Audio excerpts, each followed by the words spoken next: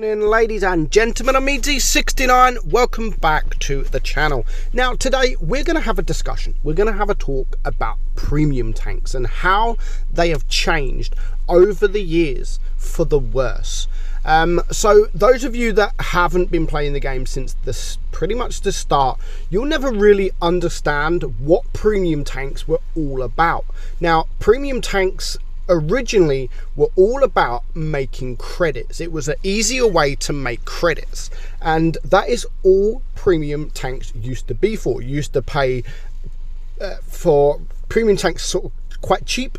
They was never really expensive, and they were only a way to up your premium time, your credits, to make you grind the credits even more. There are some premium tanks that also up your XP. You gain more XP from them as well. But they were never ever there for an advantage, or they were never there to sort of be mega fun tanks to play.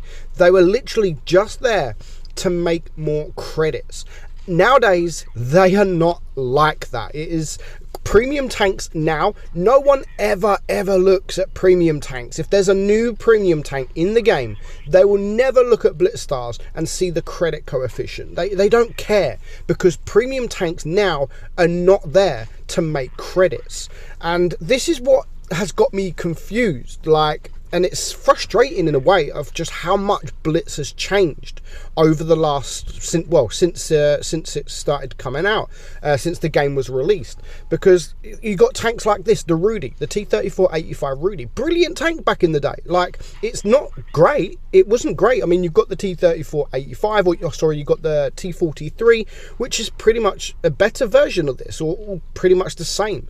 But this one was only there to make more credits, and you used to be able to do that, and the only way you could make more credits is to play a premium tank.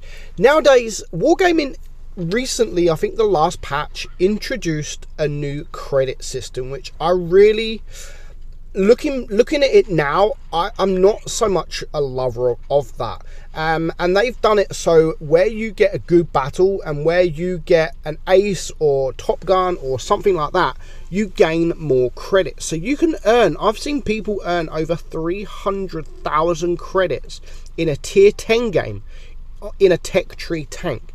Now that should not be the case. That is good. Don't get me wrong. That is good for free-to-play players. That's great for free-to-play players. It means they don't have to buy premium tanks to earn more credits. They can just play their tech tree tank to earn more credits. But I'm using it as an example of just how things have changed in the game, completely. And like I said, now you've got tanks like this that are old in blitz, the Rudy. You're coming up against tanks like the Annihilator, the Smasher, and you just can't really compete with them tanks. And it's frustrating. You've got the Cryos now in tier 6, completely OP.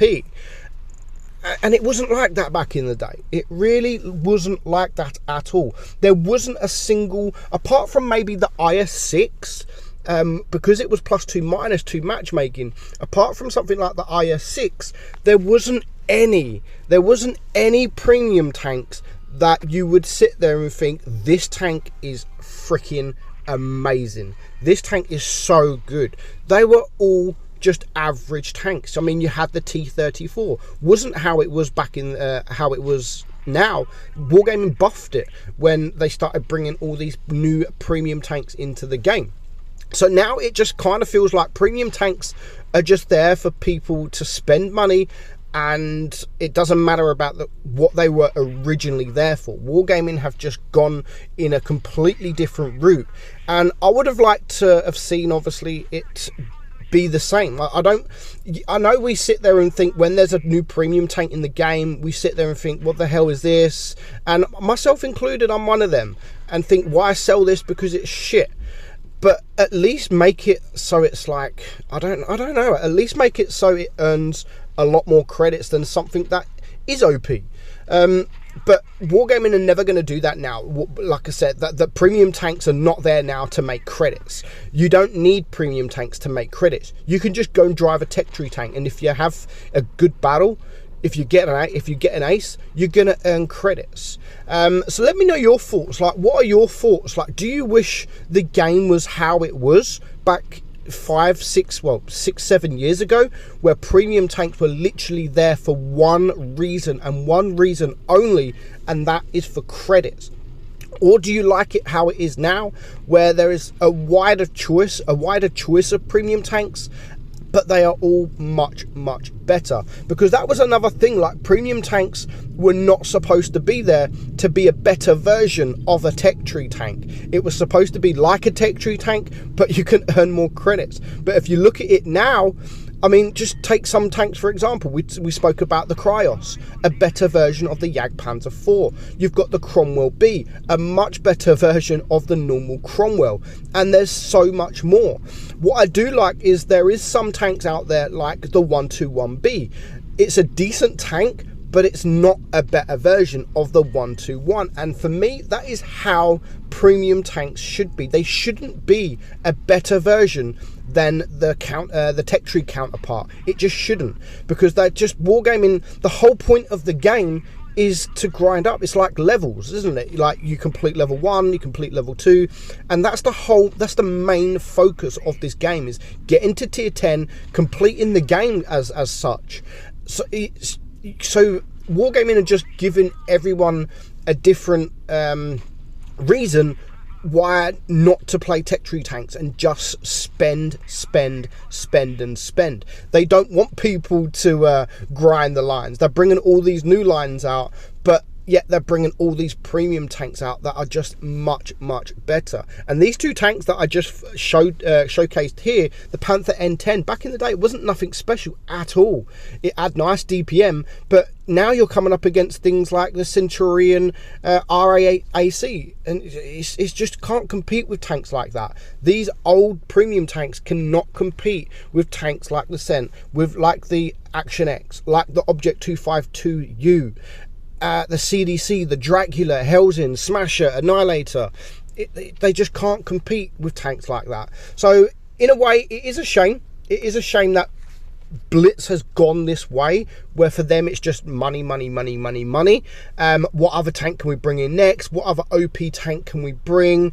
And they've just gone completely the other direction as to what premium tanks are supposed to be like. Now, I'm going to quickly show this IS-4. I'm not going to show the replay itself, but what I'm talking about is why now you don't need premium tanks unless you want a better tank than the tech tree version, or just a better tank in general. This is a tier 10 game.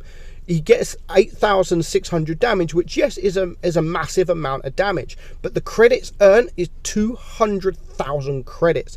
This is more credits than you can earn in any premium tank, literally any premium tank. So for free-to-play players, this is absolutely fantastic, because it means you don't have to go out there and spend money. You just have to have good games. And when you are a free-to-play player, you can't afford premium time, you can't afford premium tanks. This is a fantastic way to help you along that way. So in a way, yes, this new thing with the credit system is great for free-to-play players, but overall, I just think it's just gone so far away from what it used to be. You know, premium tanks for credits. They're not there to be overpowered in any way. But you know what? It's changed. It's wargaming have changed the game completely. And no, now it's not about that. It's all about what premium tank is OP, or what premium tank is very strong that we can put in crates that we're going to get some money at. We're going to earn a lot of money.